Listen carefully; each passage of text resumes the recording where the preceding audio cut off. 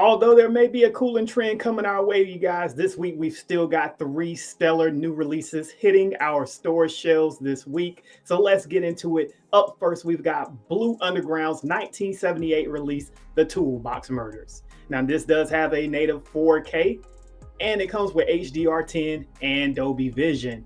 For audio junkies out there, this one does have Dolby Atmos and a 7.1 True HD at its core.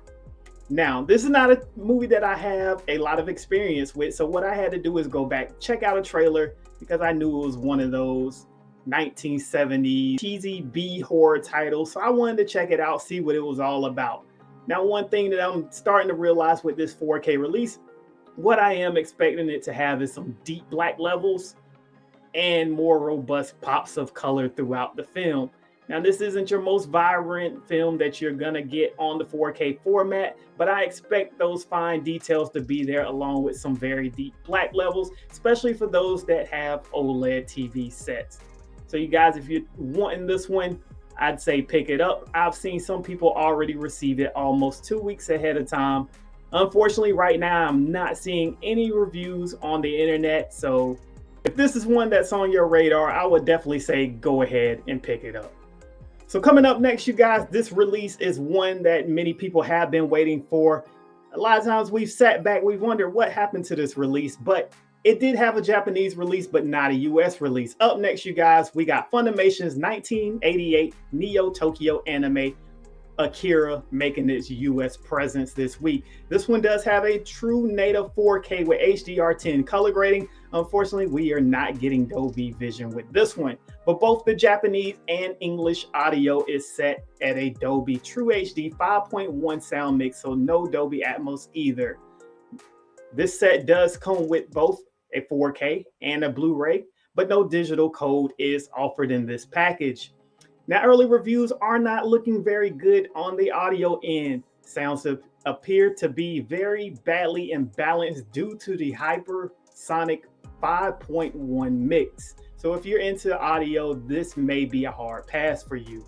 But those who truly love anime and want to experience the best of Akira on 4K, you may want to opt to spend that extra little bit for the Japanese release, as it seems to be the better out of the two choices.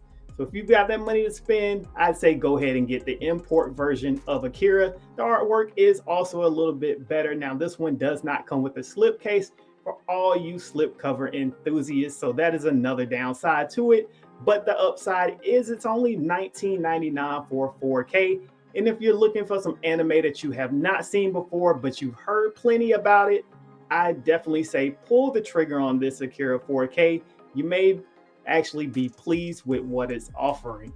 So to round out this week's 4K releases, we have Universal's 2021 release of Last Night in Soho. Now, I know this is one that many people did not get to see in theaters, so this is going to be a blind buy for many, but there are many fans of Edgar Wright's filming style. I, for one, am really into it, and I think this is a blind buy that I will be picking up this week. Now, although this release does have a 35mm print, it is presented in a 4K upscale, unfortunately, but it is coming from a 2K DI. Dolby Vision and HDR10 color grading is utilized and should present some eye-popping visuals within its neon settings. Audio format does include Dolby Atmos with 7.1 at its core. Packaging includes a 4K disc, a Blu-ray, and a Movies Anywhere digital code for those that want to sell it or utilize it for those special trip days. You'll have it right there. As I said, this is a release that has passed me by, but I am super excited to get it in my hand. Once again, there are no early reviews for it. I haven't seen many people receive it early, so many are speculating whether it's going to show up in stores. I have seen in one forum that one person that works at Best Buy said they have had 6 copies in their warehouse. So this release is a little bit shaky. So I want to tell you guys, if you're thinking about picking up Last Night in Soho on 4K, definitely be up at 3 o'clock Eastern when things switch over.